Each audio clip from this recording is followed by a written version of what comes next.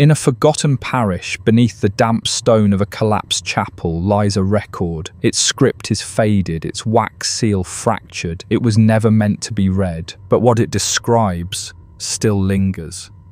The year is 1374. A winter wind presses against the wooden shutters of Thornwell, a market hamlet seated along the low roads of Northumbria. Its thatch bends to the frost, and its chapel, long unmortared, leans like a penitent in wind. The villagers, fewer than 70, do not read and cannot write, but every seventh day they listen. His name was Faron, son of Wulfgast, born to the old sheep marshes outside Wickstead.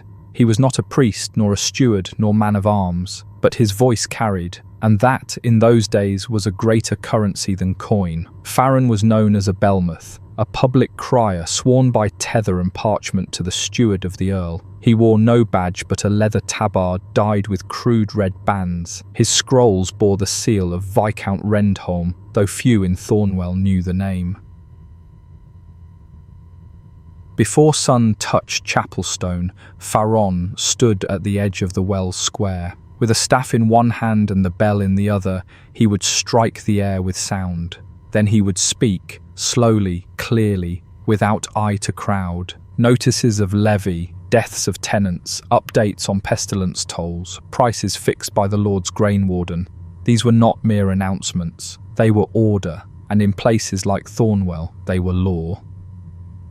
It was said Faron's words lingered past his leaving. Caught in the wood of doorposts and the fog of morning, mothers repeated them over hearth. Old men recited them half asleep as though part of prayer. When famine thinned the roads, it was Faron who bore the Viscount's decree, no slaughter of geese. When plague darkened the hill fields, it was his voice that named which cottages must bar their doors. His tongue was sworn to others, but the burden of its utterance fell only on him, and by spring the words he spoke would no longer be his own. By early March the frost began to thin beneath the hedgerows, though the breath of morning still clung to stone. Faron, ever dutiful, remained unchanged, rising before cockcrow, brushing cinders from his cloak, and walking the same path to the market square, bell in hand. He was not a young man. His beard was streaked with the colour of weathered ash, and his gait had the cautious rhythm of someone who had learned not to trust uneven ground. Yet the villagers did not mark him as old. In Thornwell, years were measured by harvests survived, and Faron had outlived 17. Few men could say as much. The notices came less frequently that year. Faron remarked to the reeve quietly that the steward's seal had not arrived in 12 days. That was irregular. Edicts were to be read each week. News of tolls, road closures, births declared to the manor. Silence was its own kind of disturbance. On the 13th day, a courier arrived. A boy no older than 15, pale with travel, boots caked in stream mud. He bore not the usual red-ribboned scroll, but a folded parchment sealed in black wax. The wax bore no crest. The writing was tight, hurried. Faron unrolled it alone, beside the chapel gate where the wind could not lift the paper. He read the words once, then again, then a third time. He did not speak of it, but that morning, when he rang his bell and took his post, his voice bore something it had not held before, not fear, but its precursor. The villagers, listening from doorways and windows, could not name it. He read aloud that a gathering was to take place in the 3rd week of Lent. All heads of household were to appear. No cause was given, no lord's name. And though Faron's mouth shaped the decree with precision, his fingers trembled when he rolled the parchment once more. The paper bore no closing signature, no seal of the Viscount, only a strange mark in the core. N, a curved line crossed thrice like a branch or staff. Faron had seen it before, but only once, and not in daylight. The weeks that followed were thick with unease, though no one dared name it. Lent approached, and with it the ritual quietude of fasting and stillness. The chapel, though weather-worn and leaning, was swept and adorned with 2 unlit candles. The priest, Father Egrin, had not left his cell in 5 days. Faron continued his rounds as before, though he now carried the black-sealed notice folded within a wooden tube, bound by twine. He spoke no further of it, but he no longer met eyes as he walked. And on the 7th morning before the gathering, a second parchment arrived. This one was smaller, its wax broken by the time it reached Farron's hand. It had no instructions, no greeting, only 5 words, carefully written: "The bell-mouth shall not speak."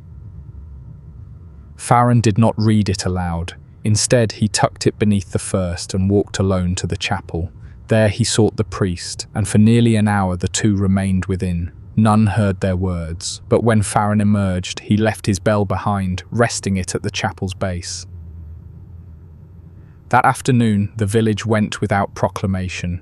No tolls, no news, only silence.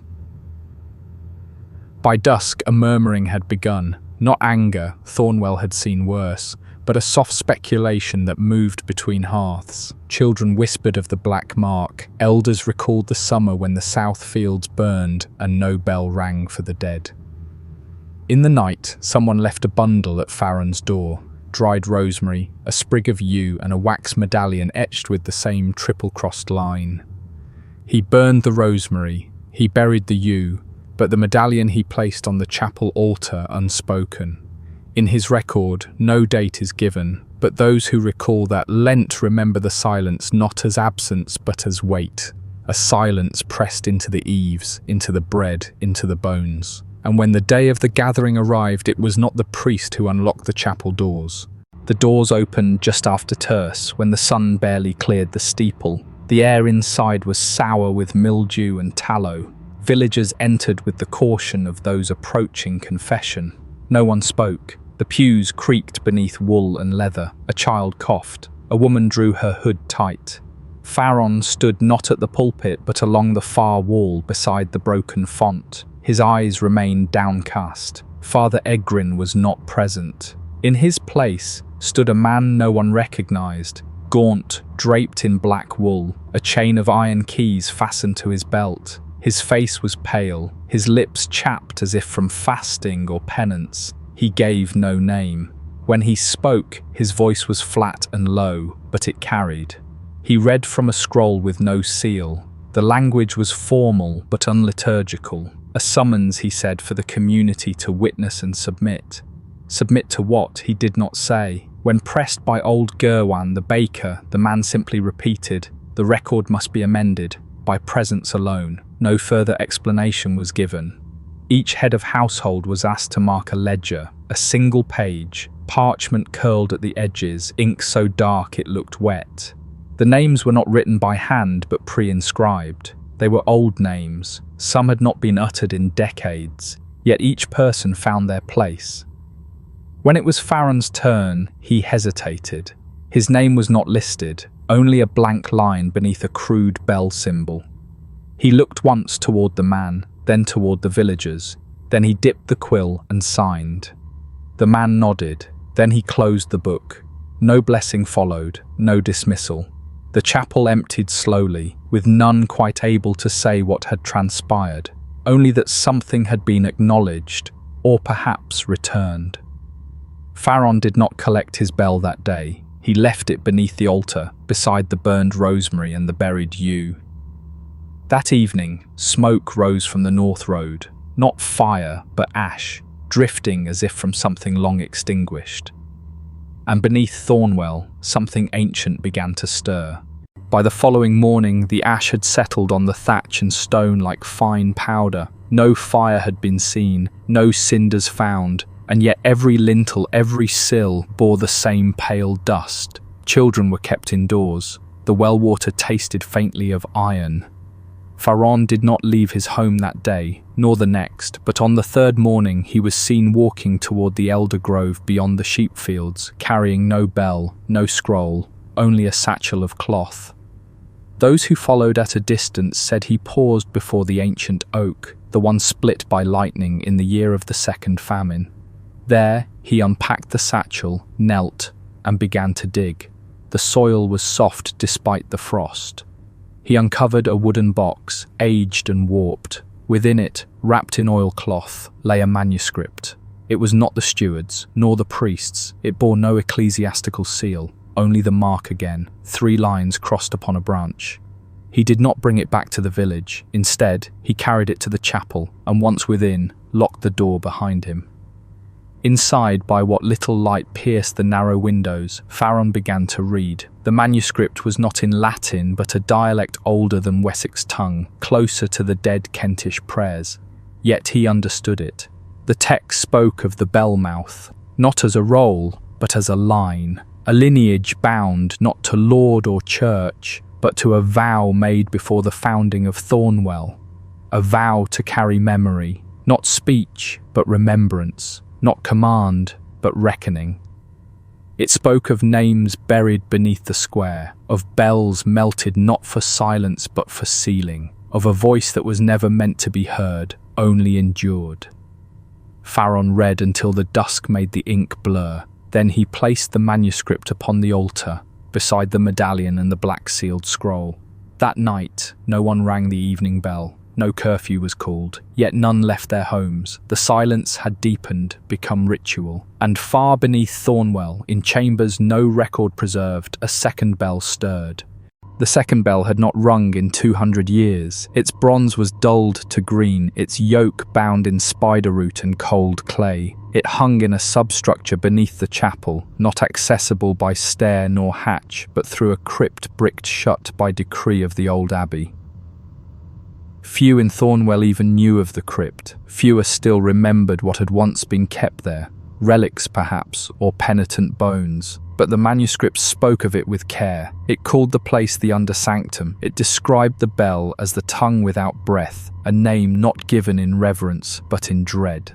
The bell had not been made to summon, it had been made to contain. Farron, reading by firelight, began to understand. His role had never been one of mere recitation. He was not a mouthpiece, but a ward, bound by ancestry to repeat what was meant to be repeated and to silence what was not. The edicts, the tolls, the market prices, they were camouflage. Beneath them, certain names, certain numbers were always embedded. Spoken aloud only once, they preserved the bindings. And now something had altered the pattern. The steward's silence, the unsigned summons, the false courier, all of it pointed to the old rhythm being broken. Farron retrieved the wooden box once more. Beneath the manuscript, he found a smaller packet, wrapped in vellum, sealed with resin. Inside it, a shard of iron, shaped like a tooth, a relic or a key, he did not know. At matins, he descended into the chapel's lower cell, beyond the sacristy, where an old mosaic had once depicted the harrowing of hell. The tile was cracked, the wall behind it hollow. With careful hands he removed each fragment, and there, behind the stone, he found the seal, a circle of lead stamped with the same triple-crossed mark. Beneath it, black earth, and a silence so complete it pressed against the skull. Farron did not open it, not yet. But the bell beneath seemed to breathe, as if waiting. The days that followed passed without proclamation. No tolls were rung, no summons read, yet the villagers of Thornwell did not question. They moved more slowly, more softly. Doors were latched without reminder. The chapel, though unmarked, was avoided. A kind of shared remembering had begun, not of events, but of sensation. Old women recalled dreams of a voice heard beneath the river. Children whispered of footsteps in the thatch. A dog barked at the well and would not drink from it again.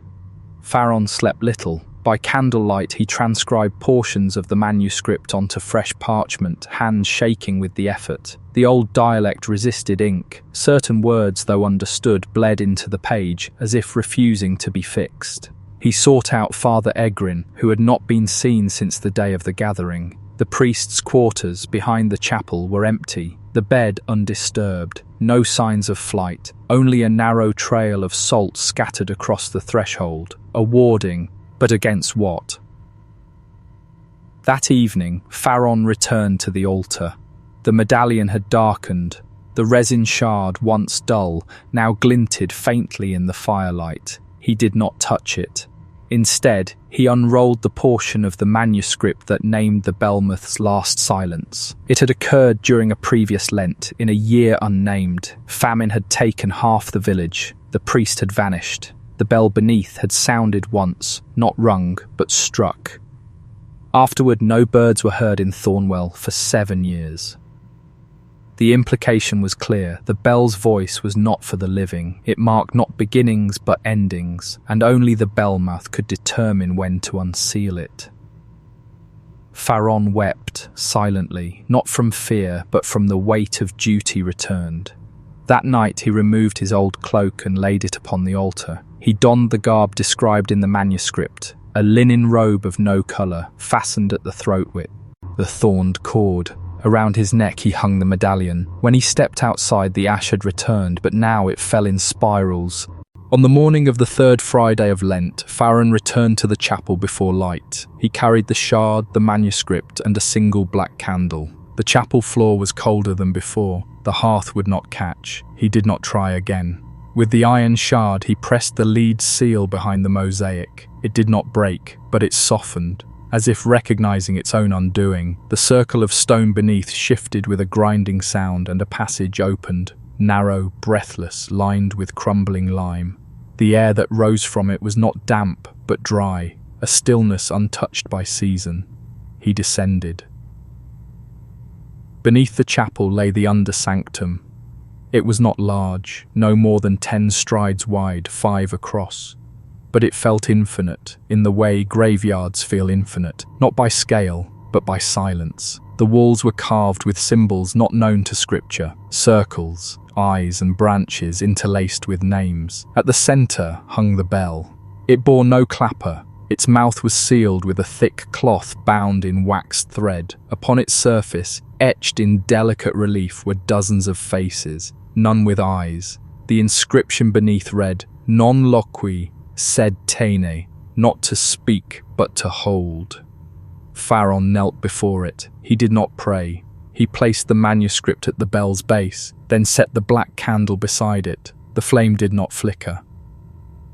He sat in silence for 3 hours. Above him, the village continued its rhythm. Bread baked, wood chopped, buckets drawn. But a quiet had begun to settle even there, a hush not imposed, but accepted. When he rose, he placed the medallion upon the bell's seal. It held fast. He did not remove it. He returned to the chapel by dusk, locked the crypt once more, placed salt across the threshold. And for the first time in 17 years, he wrote his own name in the ledger. That night, a low hum began beneath Thornwell. Not loud, not even heard exactly. It was felt in the soles of the feet, in the beams of the roof, in the water drawn from the well. Farron did not sleep. Instead, he copied the final page of the manuscript, a passage that had, until now, remained unreadable. The ink had revealed itself slowly, as if in response to proximity. Its script was smaller, more precise. The words were not instructions, but invocation. It read, "When the voice is broken and the false herald walks, the bellmouth shall descend. He shall not proclaim, but preserve. Let not the bell sound, lest the silence be judged." Farron did not fully understand, but he understood enough. He walked the perimeter of the village that morning, touching each boundary stone with ash and salt. The villagers watched, but none approached. They understood, without words, that something had changed.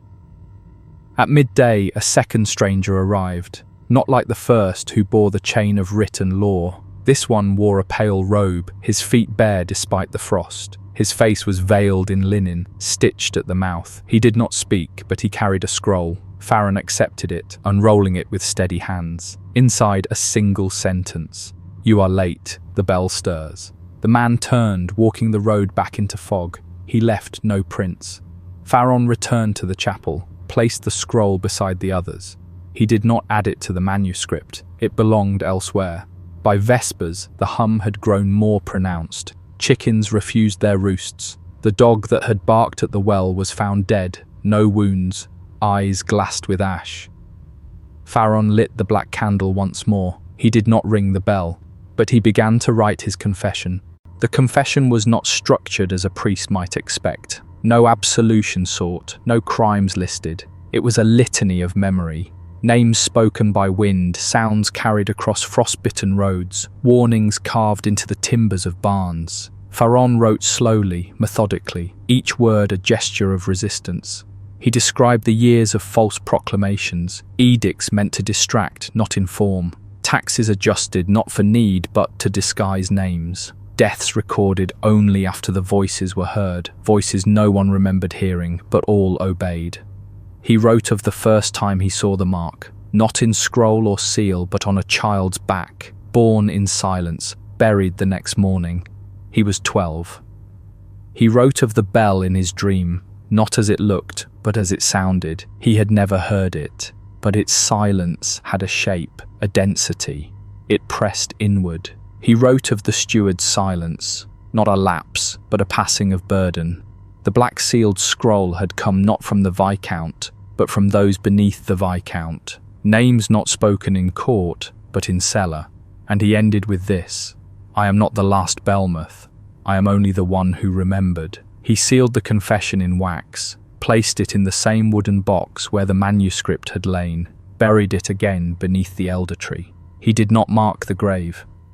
The chapel stood quiet. The villagers had not approached it in 3 days. Even the air around it seemed thinner, like breath held in reverence or fear. That evening, Faron stood at the well. He rang the small handbell he had once used to call children from the fields. No one answered. He rang it again. The hum beneath Thornwell stopped, not with violence, not with rupture, but with an ending, soft, deliberate, the way old songs are forgotten. And then, from beneath the chapel, a second tone answered, not rung, just heard. The tone that rose from beneath the chapel did not resemble the peal of a bell. It was not shaped like sound, but more like breath, drawn low and exhaled through stone. Those who heard it described it not with words, but with gestures, a hand pressed to the chest, a tightening behind the eyes, a sudden urge to kneel. The villagers emerged from their homes slowly, as if stirred from dream. They did not speak to one another, nor to Faron, who stood still by the well, hand clasped around the small bell. Above the chapel, the sky darkened unnaturally, though no storm gathered. Instead, a greyness spread, the kind seen before eclipses or at the mouths of long-forgotten caves. It did not blot the light, but softened it until every object seemed etched in charcoal. Within the chapel, the black candle continued to burn. Its flame was steady, unaffected by draughts. The manuscript lay open upon the altar, though no wind had turned its page. The medallion upon the bell's seal had begun to tremble. Faron returned to the chapel at Compline. His face was drawn, eyes sunken, as if from days without rest. Yet his hands were firm. He entered without hesitation, closed the door behind him, and lit 2 tallow candles, one on either side of the altar. The symbols carved into the sanctuary walls now shimmered faintly, as if acknowledging his return. He descended once more into the undersanctum. The air was warmer, but it carried a taste of something old, like dried blood and crushed myrrh. The bell remained unmoved, but now there was moisture along the seam of its wax-bound mouth. It was weeping.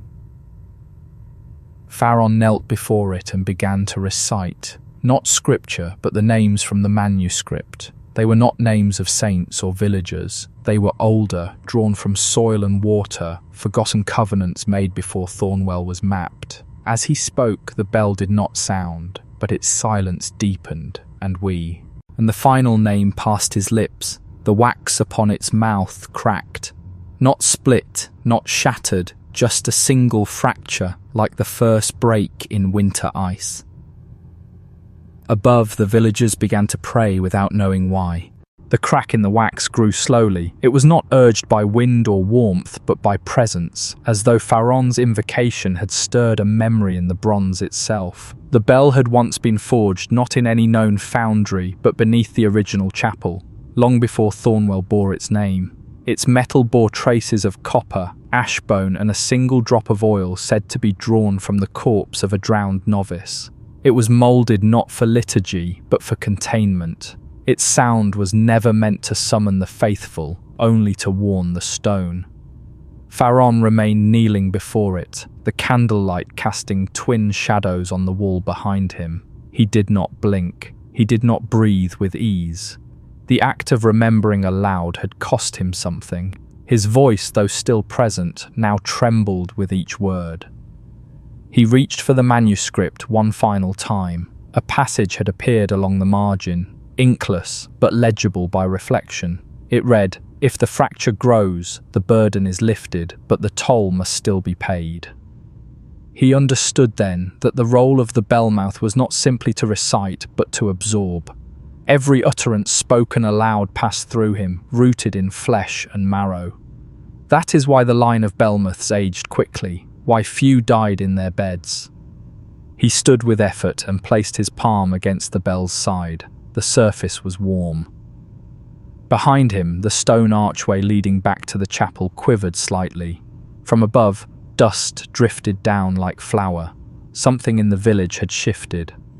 Outside, the people of Thornwell had gathered without being summoned.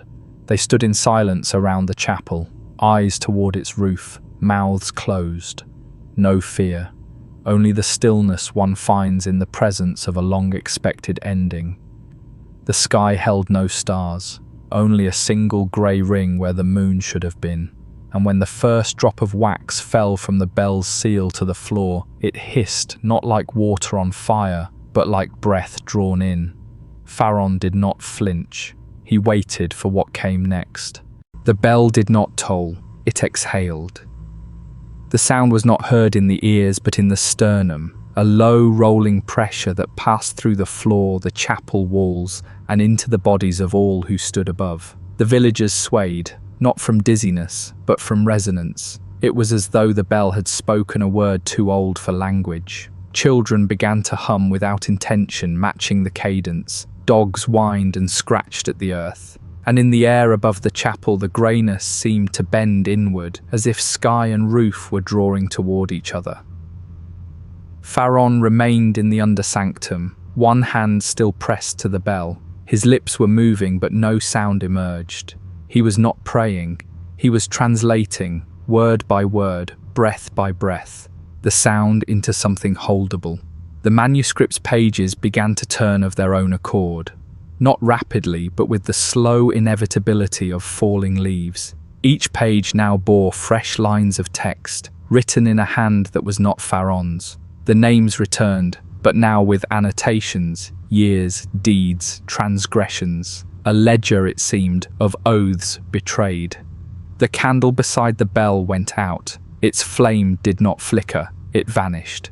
And with it, a piece of Farron vanished as well. His shoulders slumped, his hair greyed further in the span of seconds. His voice, once resonant and measured, became barely a whisper. But the bell had received enough. The seal split fully down the centre. The cloth binding fell away in strips, revealing the hollow mouth of the bell for the first time in generations. From within, not dust, not relics, but breath, warm breath. Above, the villagers stepped back in unison. The chapel doors creaked open, though no hand touched them. A wind poured forth, not cold, but dry, scented with myrrh and iron and ash. The bell had spoken once, and the record had been amended. Farron fell to his knees. He had done what was asked. The breath that escaped from the bell did not disperse into the air. It settled, like a mist with purpose. It drifted up the narrow stair through the chapel nave, and out the open doors into the square. Wherever it passed, torches dimmed, fires in hearths withdrew to embers. The villagers did not flee. They remained still, their faces uplifted, eyes wide but unblinking. They were not entranced but attuned, as if part of an old rite they had never been taught but somehow always known. Children clutched their mothers. Elders removed their caps. A silence fell, deeper than before. Not absence of sound, but the fullness of something sacred arriving. Farron, now bent and grey, slowly ascended from the undersanctum. His robe clung to him as though wet with dew. He no longer carried the manuscript, it remained below. The bell had accepted its contents. When he reached the altar, he saw that the medallion had changed. Once dull iron, it now shone with faint gold. The triple-crossed branch had inverted, now pointing downward. He took it, pressed it to his chest, and felt no heat, only weight. He opened the chapel doors fully. The gathered villagers parted.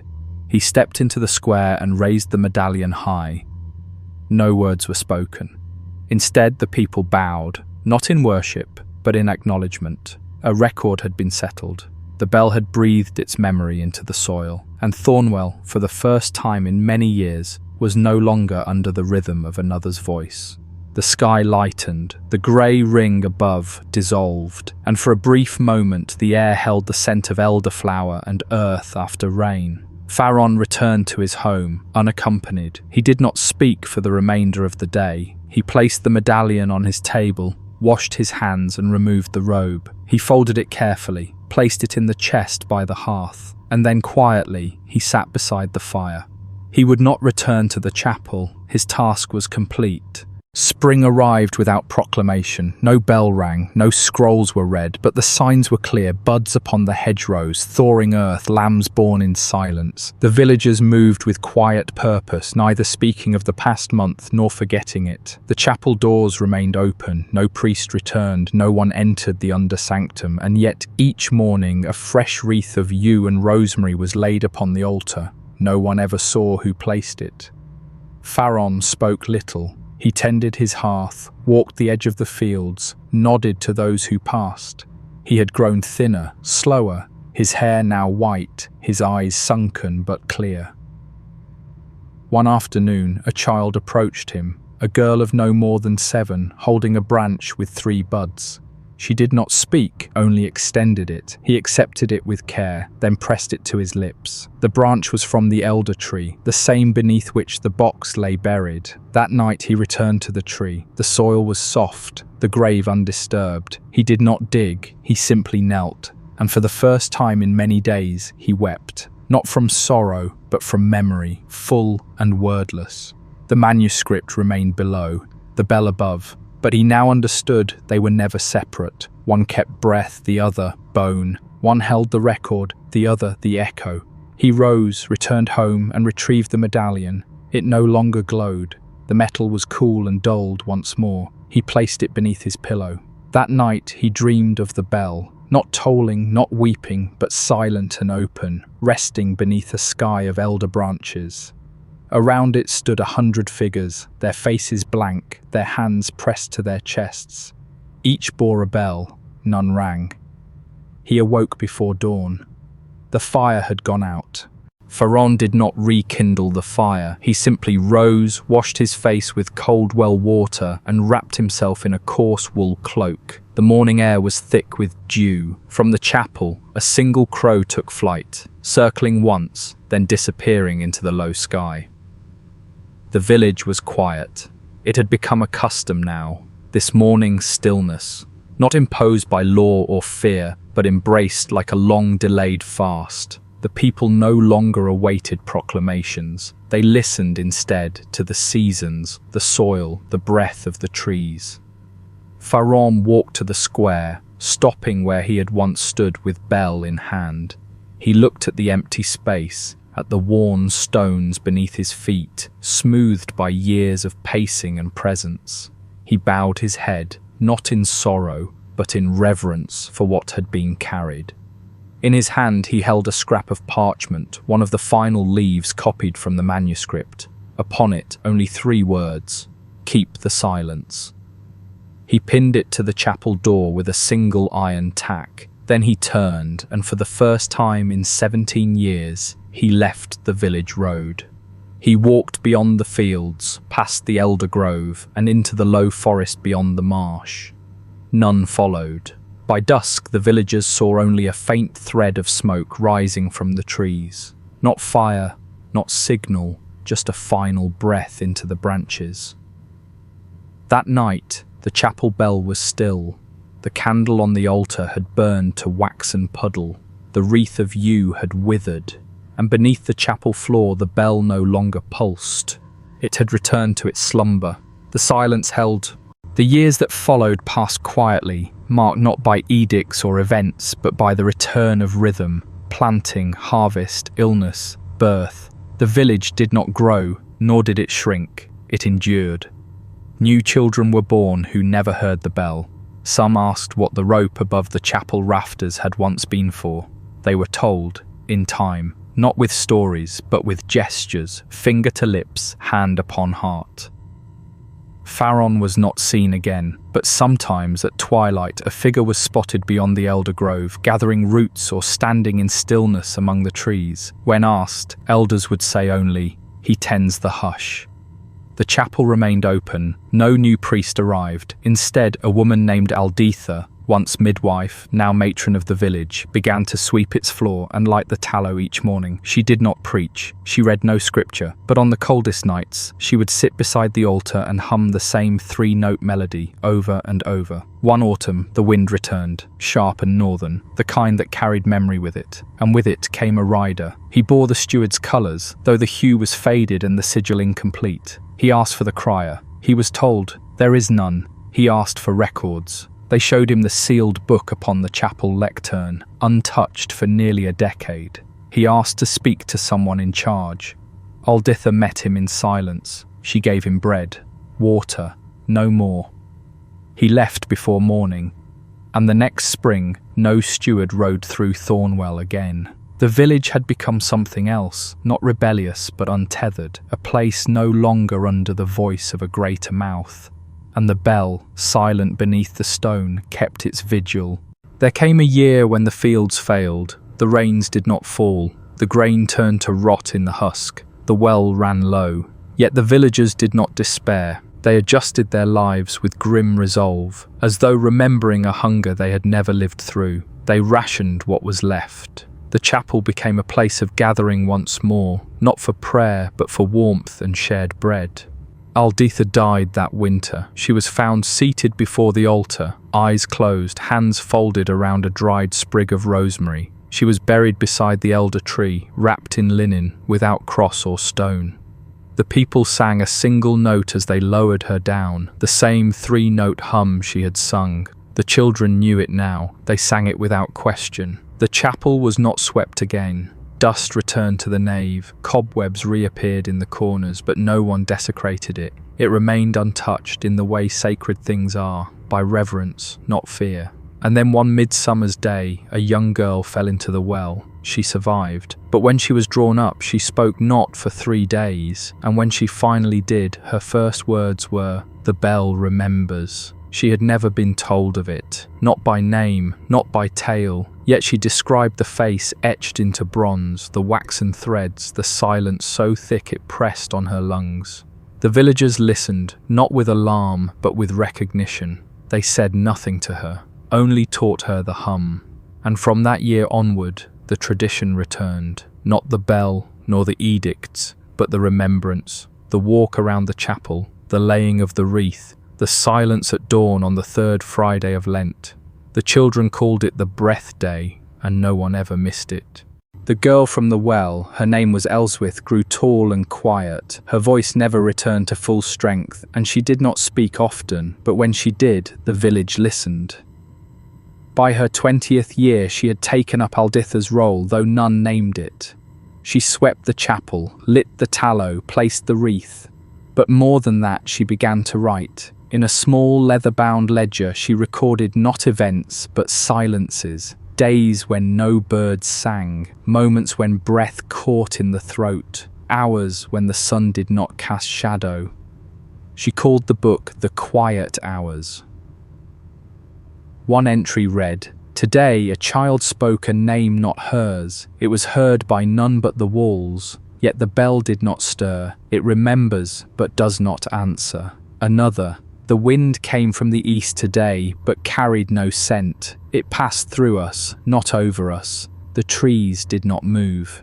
The villagers did not fear her writings. They treated them as weather signs, omens not of doom but of alignment. And one night Elswith vanished. Her cloak was found at the foot of the elder tree. The earth there was soft again, no grave, no mark, only a faint breath rising from the soil, warm despite the frost. The chapel doors opened themselves the next morning. Inside, the altar bore no wreath, but the black candle had returned, unlit but whole, and upon the stone where the medallion had once rested, a new carving had appeared, 3 lines, crossed, pointing downward.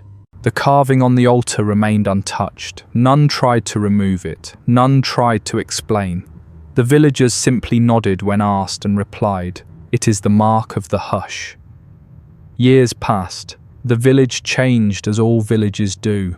Thatched roofs gave way to tile. The road widened slightly, but the chapel remained as it was, slanting, weathered, silent. Children were still taught the hum. The quiet hour was still kept each Lent, and every child upon turning 12 was brought before the altar and asked to sit in silence for 1 hour. No instruction was given. Some wept, some sang, some said nothing at all, but nearly all emerged with the same words: "There is something below." The bell had not sounded since the fracture, but its presence remained, like an old echo lodged beneath the stone. The people of Thornwell had stopped fearing it. They had begun to belong to it.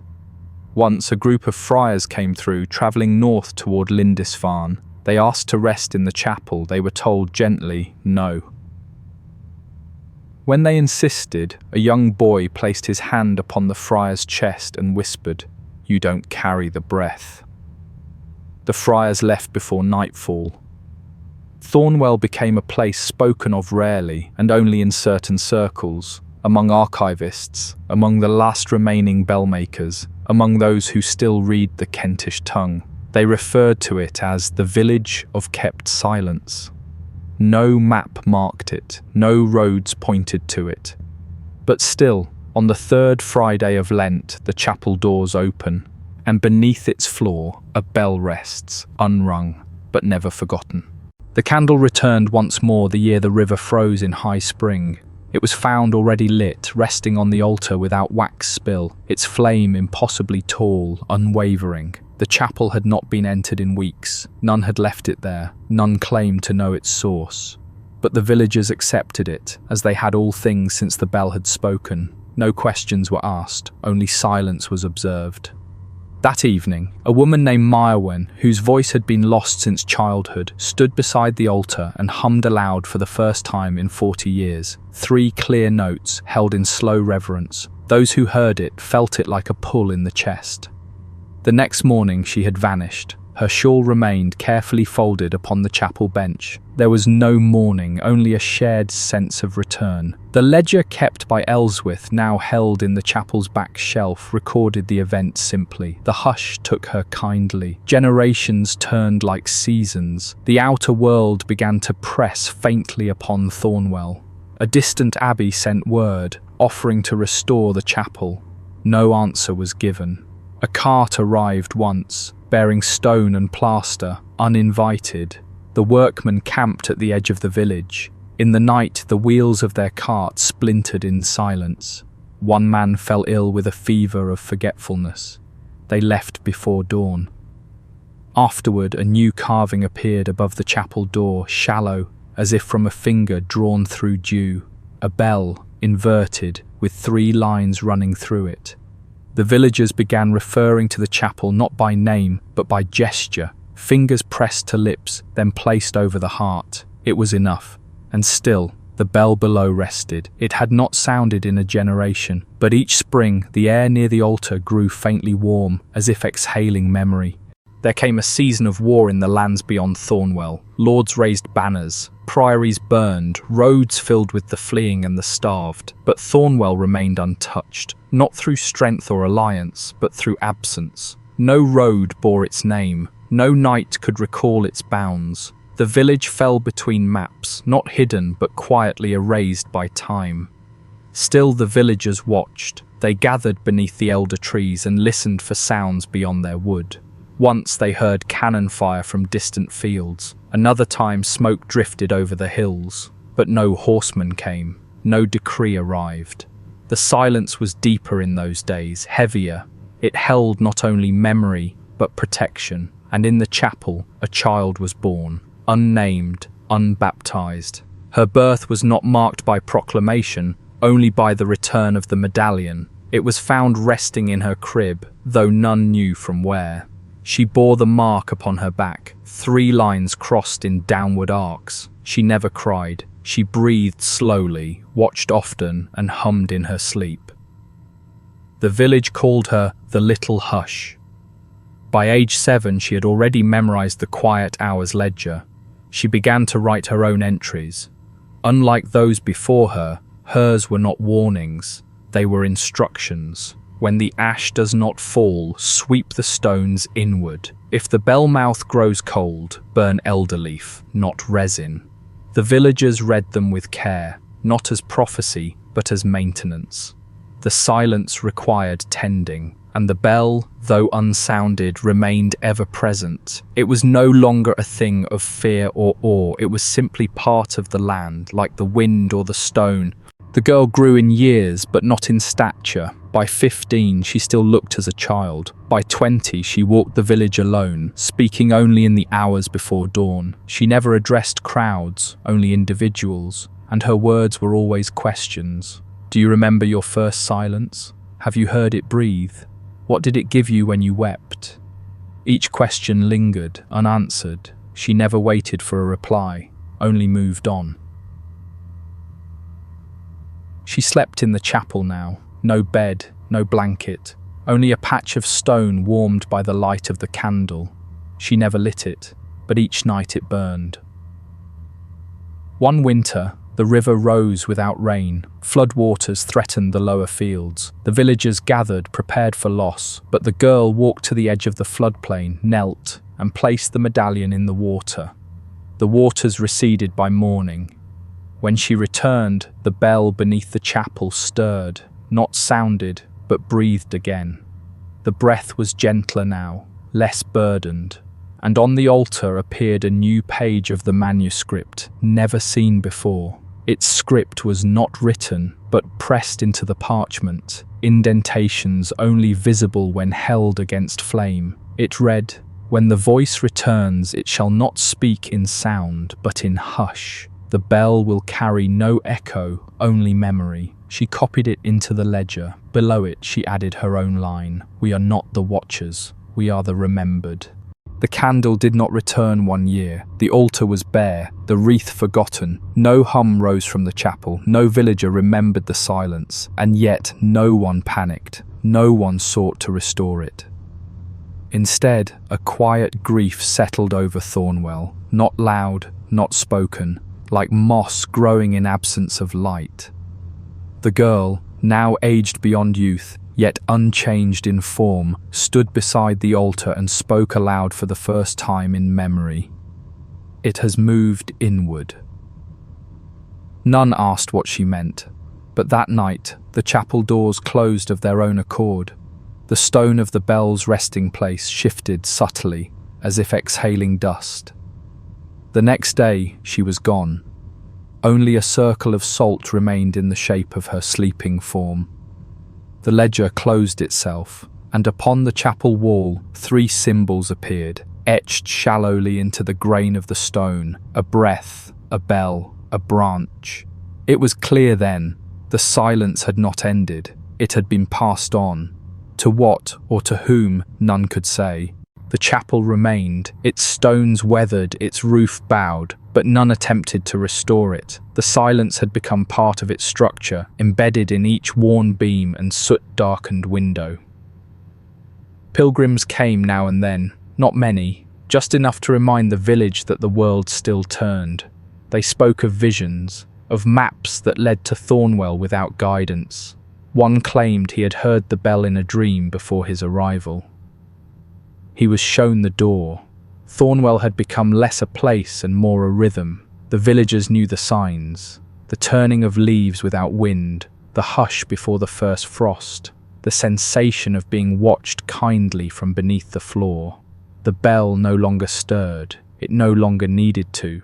A young boy was born that spring, marked with the downward branch symbol on his palm. He sang before he spoke. He knew the hum instinctively. His mother said he often whispered into the well, as if speaking to someone below. When asked who it was, he replied, "The breath that waits." No one corrected him.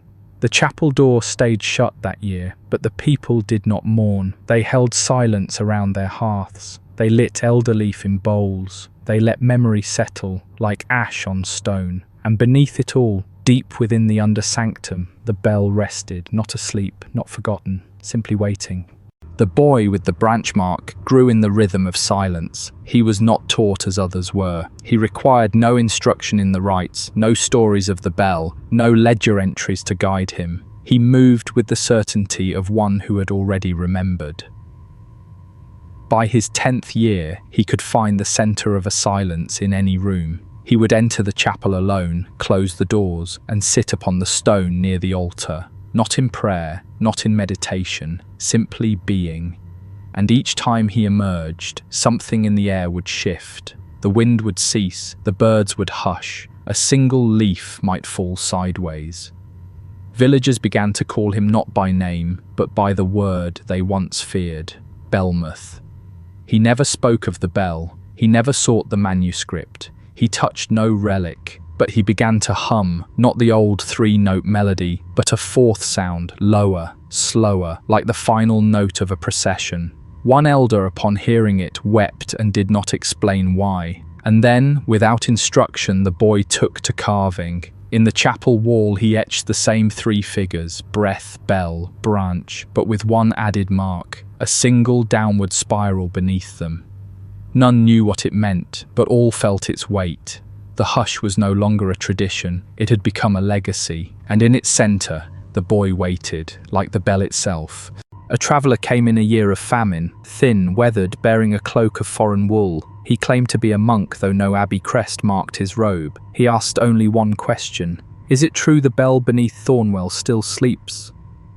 He was met not with suspicion but stillness. The villagers did not deny him, nor welcome him. He was offered a place by the fire, and no words beyond that. At dusk, he wandered to the chapel. The doors opened to him. The boy was already inside, seated at the centre, hands folded. The monk asked nothing more. He sat across from the boy, and for a full hour neither moved. Then the monk wept, quietly, without shame. He left before morning, carving a line into the chapel door as he departed, a single circle broken at the base. The villagers did not question the symbol, they recognized it as a gesture of return. One who had left the silence and returned changed. That year the well filled again. Crops grew with little rain. The sickness that had lingered in the southern fields passed them over. And beneath the chapel, though the bell did not stir, warmth returned to the stones of the undersanctum. The breath had not left, it had simply moved inward. There came a winter of absolute stillness. No birds flew, no dogs barked. The snow fell without wind, layering the village in sheets of white as smooth as shrouds. No footprints marked the roads. Even the smoke from chimneys drifted straight up, untouched by motion. The villagers gathered not in fear, but recognition. They moved through silence like memory. Meals were taken without speech. The chapel was lit without ceremony. The boy stood at the altar, now a young man, and placed both hands upon the stone. He bowed his head. Beneath him, the floor gave a sound, not loud, not sharp, just a slow, hollow breath, as if the bell had sighed. He did not descend. He did not need to. The silence had already risen to meet him. That night, the villagers stood outside their homes and watched the chapel. Its windows glowed not with firelight, but with something older, a dim blue hue, like moonlit ice. And in the morning, the snow had melted only in a perfect circle around the building. Inside, nothing had changed. The altar remained, the medallion untouched. The carving deepened only slightly, as if growing through the stone. The hush was whole. The young man who had once been the boy of the hush no longer walked among the village by day. He was seen only at dawn, moving slowly from chapel to grove, barefoot through frost. He did not age as others did. His eyes remained clear, his limbs unchanged, but his presence grew heavier, as if each silence kept was now etched into his form. Some said he no longer slept, others believed he spoke only to the trees. One morning, the chapel doors did not open. They remained closed for 7 days. No light came from within, no breath from the stones. The village held still, as if beneath snow, though the sky remained clear. On the 8th day, the doors opened. Inside, the chapel was empty, no altar, no medallion, no carvings. Only the bell remained, above ground now, seated in the centre of the floor, untouched by dust, its mouth clean and silent. The villagers stood at its edge and did not step closer. There was no need to ask what had happened. The boy had become breath, and the hush had become a circle, closed, complete. Years passed, then decades. Thornwell faded further from the maps, a name spoken only in passing by those who remembered silence. The chapel, though still standing, had changed. Its walls bore no symbols now. No candle burned within, no rites were kept. But each spring the bell was polished, not by hand, it simply remained clean, untouched by rust or time. Children were still taught the hum, the three-note melody echoed in the woods at dusk, and each child, upon coming of age, spent 1 hour alone with the bell. Not all returned changed, but all returned listening. The ledger of quiet hours was no longer written. It had grown too large to hold. Instead, new records were kept in silence, in breath, in branch, in the moment before speech. And somewhere beyond the village, beyond the elder grove, beneath the deepest root, the hush remained. Not as curse, not as miracle, but as memory. Bound not in wax or script or bronze, but in the breath that once turned to sound, and chose instead to rest,